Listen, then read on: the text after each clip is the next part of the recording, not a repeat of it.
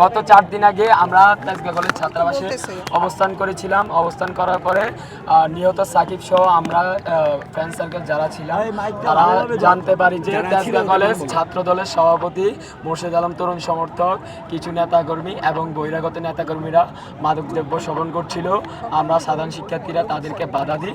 বাধা দেওয়ার পরে তারা আমাদের উপর অতর্কিত হামলা চালায় এবং হামলায় যে মাদকদ্রব্য সেবন করছিল সে মুমিনের পরিচয় দিয়ে মুমিনের ফ্রেন্ড সার্কেল হয়। মুমিনের ফ্রেন্ড সার্কেল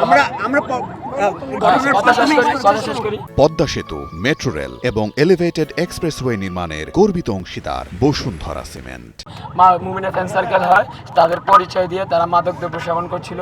আমরা বাধা দেওয়াতে আমাদের উপরে ছাত্র দলের সভাপতি মোর্শেদ আলম তরুণ এবং সদস্য সচিব সেলিমের নেতৃত্বে 100 থেকে 150 জন নেতাকর্মীরা রড, হাতুড়ি, লাঠি সোটা নিয়ে অতর্কিত হামলা চালায় এবং সেখানে গুরুতর আহত হয় 3 জন। 3 জনের মধ্যে 2 জনকে ঢাকা মেডিকেলে ভর্তি করানো হয়।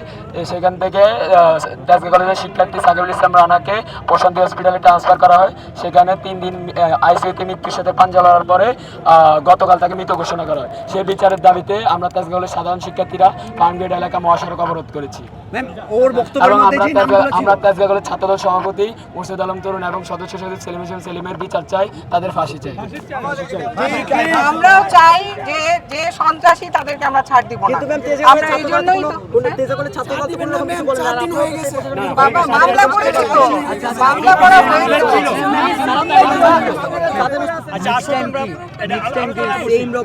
আমাদের রাজনীতি আমরা আবার শিকার হবো। আমাদের ক্যাম্পাসে কি এখনো রাজনীতি চলবে? আমরা তোমাদের সাথে বসবো, তোমাদের সবার সাথে কেন করাবে?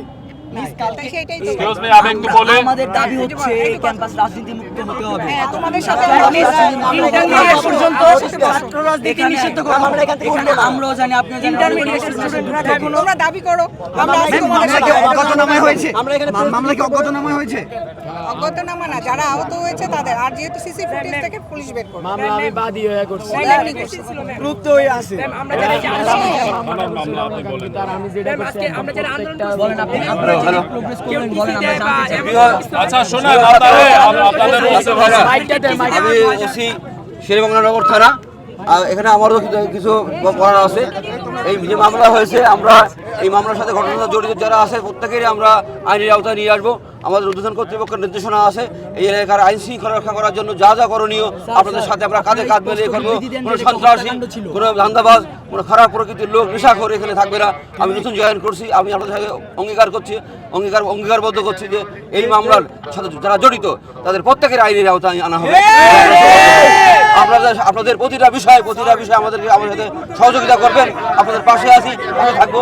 যেহেতু থানার মধ্যে আচ্ছা মামলা হয়েছে গতকালকে। এর আগে তাদেরকে বলা হয়েছে, তারা মামলা করতে আসেনি, তারা ব্যস্ত ছিল। পরে সুস্থ হওয়ার পরে মামলা করবো।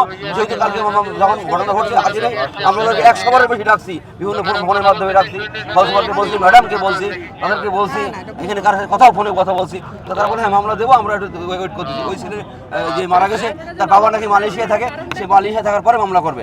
এই ধরনের দেরি হয়েছে, কিন্তু অ্যাকচুয়ালি আমরা তাদেরকে মামলা করার জন্য বলছি। যখন মামলা হয়নি তা কালকে মামলা দিয়েছে, আমরা মামলা নিয়ে নিয়েছি।